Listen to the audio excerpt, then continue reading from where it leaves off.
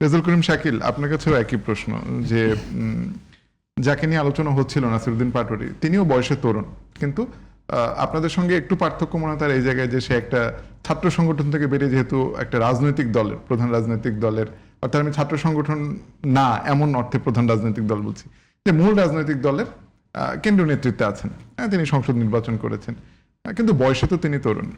তো অনেকেই, বিশেষ করে আমি পানি সম্পদ মন্ত্রী শহীদুদ্দিন চৌধুরী অ্যানির একটি বক্তব্য পড়ছিলাম, সেখানে তিনি বলছিলেন যে তার এই আচরণ আসলে এবং কথাবার্তা অশালীন। তো আপনার কি মনে হয় যে নাসিরউদ্দিন পাটোয়ারির হামলা, সেটি নিয়েও তো আমরা এক ধরনের ডিবেট করলাম, কিন্তু তিনি আসলে যে কর্মকাণ্ড করছেন বা বলছেন, সেটিও কি আসলে একজন তরুণ রাজনীতিবিদের করা উচিত কিনা? আমরা 5ই আগস্ট পরবর্তী সময়ে আমাদের আকাঙ্ক্ষা ছিল যে রাজনীতির একটা গুণগত পরিবর্তন হবে। এখানে পূর্ববর্তী যে ফ্যাসিবাদী সিস্টেম, ফ্যাসিবাদী কাঠামো এবং ফ্যাসিবাদী যে আচরণ, এটার পরিবর্তন হবে।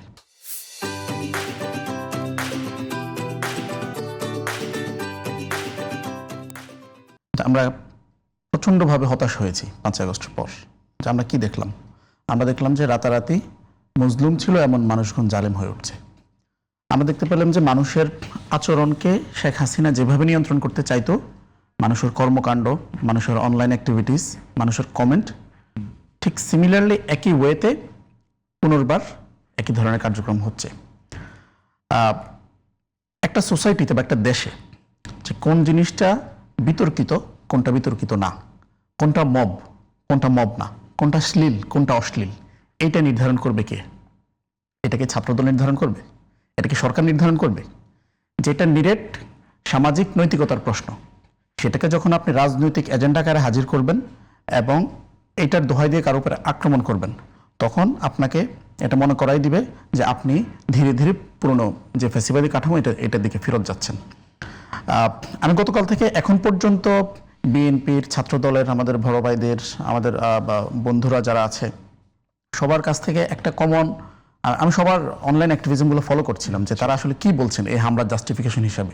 সবার একটা কমন কথা হলো যে নাসিরউদ্দিন পাটোয়ারি খুব খারাপ, সে খুব খারাপ কথা বলে, অশালীন কথা বলে, বেয়াদব, নানান ধরনের কথাবার্তা।